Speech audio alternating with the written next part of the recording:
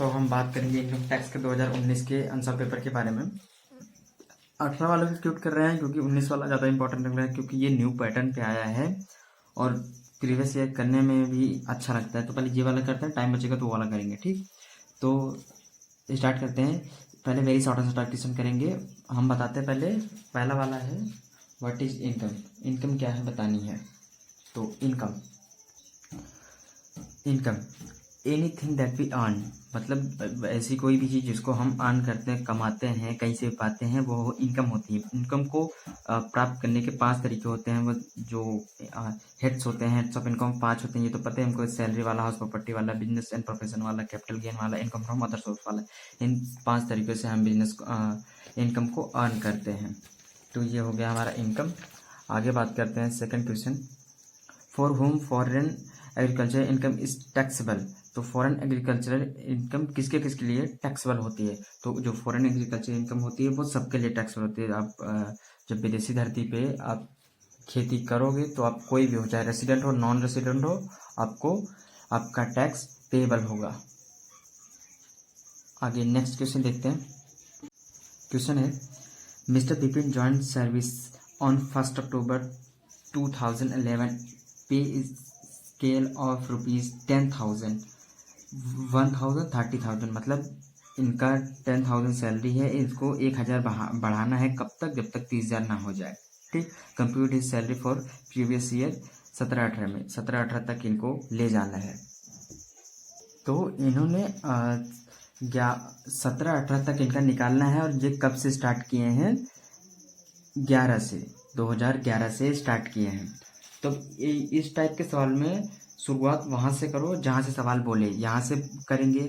और कहाँ तक हम ये इनकम आगे 1,000 बढ़ाते बढ़ाते ले जाएंगे, जहाँ तक हमारा प्रीवियस ईयर गत वर्ष क्रॉस ना हो। प्रीवियस ईयर जहाँ पे क्रॉस होने लगे वहाँ हम बंद कर देंगे। सिर्फ वहीं तक हमारी लायबिलिटी है जहाँ तक हमारा प्रीवियस ईयर क्रॉस ना हो। ठीक, सॉल्व करते हैं, बताते हैं कैसे होगा। तो यहाँ पे पहले लिख लिया सॉल्यूशन। तो हमें बताना प्रीवियस ईयर, हम पता ही हमको निकालते हैं हम प्रीवियस ईयर में ही है। तो एक स्टार्ट कहाँ से होता है? 1 अप्रैल से 31 मार्च तक। तो 17-18 में बोला था 1 अप्रैल 17 से स्टार्ट हुआ है, 31 मार्च 2018 में समाप्त होगा। ठीक है, तो अब इसमें हम देख लेते हैं क्या क्या होता है। अब स्टार्ट कहाँ से करते हैं? अप्रैल से।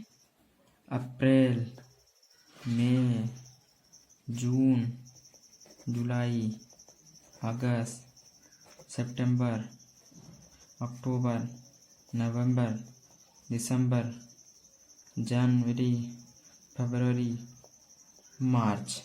तो ये हमने लिख लिए 12 के 12 महीने जो होते हैं हमारे। अब इसने बोला था कहाँ से स्टार्ट, कहाँ से करनी है? 1 अक्टूबर 2011 से स्टार्ट करना है। और कहाँ तक ले जाना है? जहाँ तक हमारा प्रीवियस ईयर क्रॉस न होने लग जाए। तो 1 अक्टूबर यहाँ से लिखते हैं, 1 अक्टूबर 2011 से स्टार्ट करना है। 1 अक्टूबर 11 से स्टार्ट करना है, 2011। उसके बाद 1 अक्टूबर 2012, 1 अक्टूबर, हमें यहाँ तक चलना है जहाँ तक ये क्रॉस ना होने लग जाए। 1 अक्टूबर 2013, 1 अक्टूबर 2014, 1 अक्टूबर 2015, 1 अक्टूबर 2016, 1 अक्टूबर 2017, 1 अक्टूबर 2018।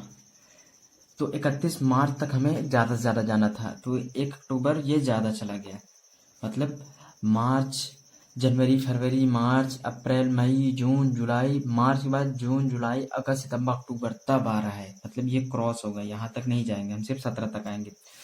तो स्टार्टिंग में इनकी कितनी थी सैलरी? 10,000, और हमको कितने कितने बढ़ाने हैं? 1,000 बढ़ाने हैं। तो इनकी स्टार्टिंग सैलरी कितनी थी? 11 में इनकी सैलरी थी 10,000। हर साल 1,000 बढ़ाएंगे, 10,000, 1,000, 11,000, 12,000, 13,000, 1,000 बढ़ा रहे हैं, 14,000, 15,000 एंड 16,000। 16,000 तक हमने बढ़ा दिया। इसके आगे हमारी लायबिलिटी नहीं होती क्योंकि हम क्रॉस कर रहे हैं अपने प्रीवियस ईयर को। तो हमने बेसिक सैलरी निकालनी है।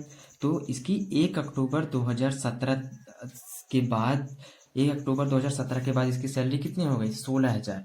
मतलब यहाँ पे जो 1 अक्टूबर है, यहाँ से इसकी सैलरी कितनी हो गई है? यहाँ से इधर इसकी सैलरी कितनी हो गई है? 16,000। 16,000 पर मंथ। लेकिन इसके पीछे इसके कितनी सैलरी थी? 15,000 पर मंथ के हिसाब से। 15,000 पर मंथ के हिसाब से 15,000 पर मंथ के हिसाब से। तो इसकी बेसिक सैलरी हम निकाल लेंगे यहाँ पर। बेसिक सैलरी 2 नंबर का क्वेश्चन है, फिर भी टफ ही है। तो बेसिक सैलरी इसकी है, पहले इधर वाला निकाल लेते हैं। 15,000 पर मंथ के हिसाब से। तो 1 2 3 4 5 6 मंथ है, 6 महीने का। तो 15,000 करेंगे 6 महीने का, तो यह आएगा 90,000। और इधर भी 6 ही है, इसका 16,000 है। इधर भी 6, इसका आएगा 96,000।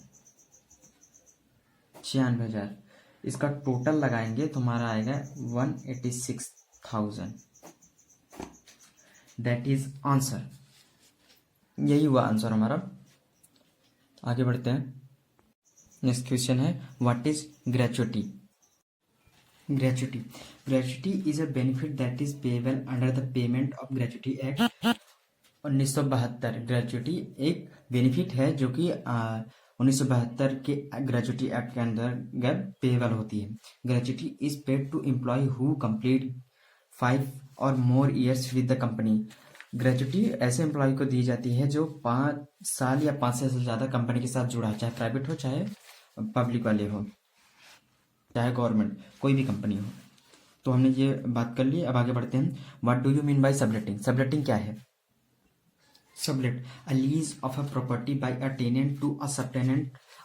सब लीज मतलब जब कोई टेनेंट मतलब किराएदार खुद अपनी प्रॉपर्टी को, मतलब एक ओनर होता है, ओनर ने अपनी प्रॉपर्टी किराएदार को दी होती है रहने के लिए। तो जो किराएदार रह रहा होता है उसने वो प्रॉपर्टी एक और किराएदार को दे दी, एक सब टेनेंट को दे दी, तो वो इसे बोलते हैं हम सबलेटिंग। ठीक, आगे बात करते हैं। Explain the meaning of capital asset. Capital asset की मीनिंग बतानी है। Asset shall not be treated as personal effects through these assets are movable and may be held for personal use। ऐसी assets जो पर्सनल यूज के लिए नहीं होती हैं, ये मूवेबल होती है, मतलब इनको रखा हमने पर्सनली भले होता है लेकिन इसको पर्सनली यूज नहीं करते। आगे बात करते हैं। Next question. नेक्स्ट है, what do you understand by bond washing transaction? Bond washing transaction, it is a device to avoid tax by high income group of SSC. मतलब ये एक तरीके से का डिवाइस है जिससे हम अपने टैक्स को रिड्यूस करते हैं। जो हाई इनकम, जिनकी हाई इनकम होती है एसएससी की, मतलब जिसके पास काफ़ी ज़्यादा पैसा है उसको टैक्स भी ज़्यादा देना पड़ेगा। वो अपनी टैक्स को चोरी करने के लिए अपना पैसा किसी और व्यक्ति, किसी गरीब व्यक्ति को दे देता है। जब तक उसका, जो इस गरीब व्यक्ति को देगा, जब तक उसका पूरा इनकम 5 लाख से ज़्यादा नहीं होगा तब तक उसका टैक्स लगने वाला नहीं है, तो उसको दे देगा वो, इसका भी टैक्स बच जाएगा, उसके ऊपर तो लगना ही नहीं है। That is bond washing transaction. ठीक, आगे है नेक्स्ट क्वेश्चन। नेक्स्ट क्वेश्चन है, discuss the deduction. Section 87A के अंदर हमको डिडक्शन डिस्कस करनी है। Deduction 87A, an SSC being an individual resident in India whose total income does not exceed 5 lakh shall be entitled to a deduction from the amount of income tax as computed before allowing the deduction on his total income with assessment year on amount equal to 100% of such income tax or an amount of rupees 12,500 whichever is lower। मतलब ये जो हम tax liability निकालते थे उसमें जो हमें rebate मिलती थी वो वही है। ये 87 अंतर्गत हमें 87A के अंतर्गत हमको रिबेट मिलती थी अगर हमारी इनकम जो है 5 लाख से कम है या 12,500, इन दोनों में जो भी लोअर होगा उसकी हमें डिडक्शन मिल जाएगी। ठीक है, आगे बात करें हम। 87A डिस्कस कर लिया। What is deduction of at tax at source? Tax deduction at source, if total income exceeds a certain amount then on whole amount some tax has to be deducted and deposited with government. अगर हमारा जो total income है वो एक certain amount जो fix किया है सरकार ने उससे एक्सीड कर रहा है, उससे बाहर जा रहा है, तो हमारे इनकम के ऊपर कुछ डिडक्शन लगती है। वो डिडक्शन कट के हमारे गवर्नमेंट के खाते में चली जाती है, गवर्नमेंट हम उसको ले लेता है, उसी को बोलते हैं टैक्स डिडक्शन एट सोर्स। तो एक सर्टेन अमाउंट फिक्स होता है, उस सर्टेन अमाउंट को जो हमारा इनकम क्रॉस करेगा तो हमारे ऊपर टैक्स लगेगा। वो टैक्स कहाँ जाता है? गवर्नमेंट के पास जाता है। ठीक।